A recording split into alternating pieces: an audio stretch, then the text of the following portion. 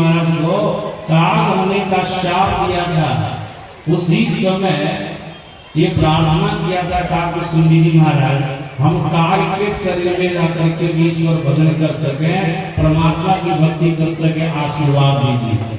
तो मोहम्मद को आशीर्वाद दिया था, काग होने का श्राप दिया तो काग बन गए, और आशीर्वाद दिया था काग के शरीर में जाकर के भी तो ईश्वर परमात्मा की भक्ति कर सकेगा, तो भक्ति किया। तो सच्चे ना, इनके गुरु कौन है?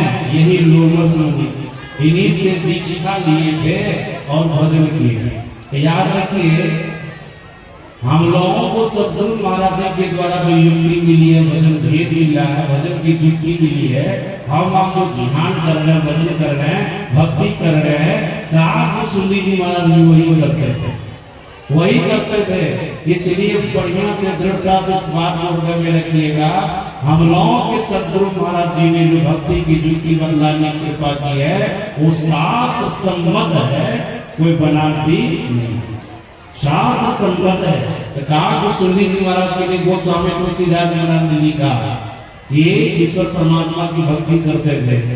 भगवान शंकर के माता पार्वती को कहा में इसका वर्णन है, पीप पर तर तर ध्यान सुधरई, जाप यज्ञ पावन कर करई, आम छा करी मानस पूजा, तजी हरि भजन काली नहीं दूजा, बटतर करी कथा प्रसंगा, आवहि सुनहि अनेक यज्ञा।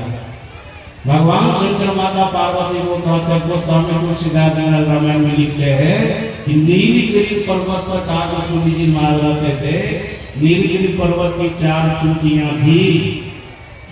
नीलगिरी पर्वत की पहली चोटी पर बैठ करके काग सुंदी जी महाराज बट वृक्ष के नीचे बटतर कहरी कथा प्रसंगा। नीलगिरी पर्वत की पहली चोटी पर बट वृक्ष के नीचे बैठ करके काग सुंदी महाराज हरि कथा करते थे, मतलब सत्संग करते थे। बिनु सत्संग में हरि कथा, जब तक सत्संग आयोजन के बाद हरि कथा होगी नहीं। हरि कथा करते थे, सत्संग करते थे। नीलगिरी पर्वत की पहली चोटी पर बैठ करके काग सुंदी महाराज बट हरि कथा प्रसंगा।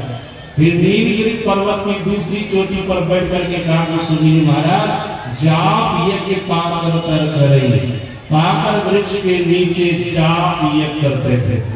हम लोग तो गुरु मंत्र का जाप करते हैं, काग सुंदी महाराज राम मंत्र का जाप करते थे। सच्चे नाम, जिस शिष्य को गुरु के द्वारा जो मंत्र मिल जाता है ना, उसी मंत्र को श्रद्धा के साथ रखना चाहिए, श्रद्धा के साथ रखना चाहिए, क्योंकि उस मंत्र को वो गुरु जो दीक्षा में बता रहे हैं ना, साधना करके उनको जप करके सिद्ध कर लिए। अगर उस मंत्र को आप जपेंगे तो आपको भी सिद्धि मिलेगी।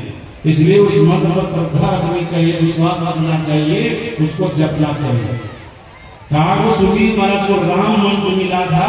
नीलगिरी पर्वत की दूसरी चोटी पर बैठ करके पाकर वृक्ष के नीचे राम मंत्र का जाप करते थे, जाप ये के पाकर कर करे।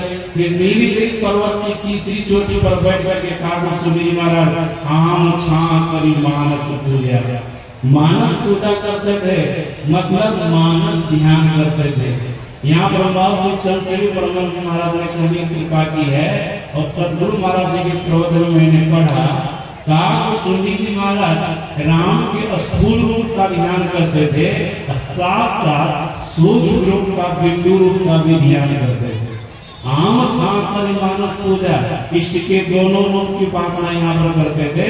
मानस पूजा के अंदर जब दोनों चीज आ गई, सब जगह स्थूल रूप का ध्यान और सूक्ष्म रूप का ध्यान। स्थूल रूप का हम लोग अभी ध्यान करते हैं, फोटो का ध्यान करते हैं, फिर सूक्ष्म रूप का ध्यान करते हैं, बिंदु ध्यान करते हैं, बिंदु ध्यान करते हैं। इष्ट का सूक्ष्म रूप वो बिंदु है। सब जगह आम छाकर मानस पूजा, काग सुंदी नीलगिरी पर्वत की तीसरी चोटी पर बैठ करके मानस पूजा करते थे। इष्ट के राम के स्थूल रूप का ध्यान करते थे, सूक्ष्म रूप का ध्यान करते थे।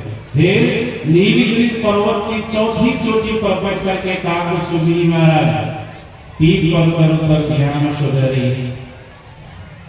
ये कौन सा ध्यान करते थे?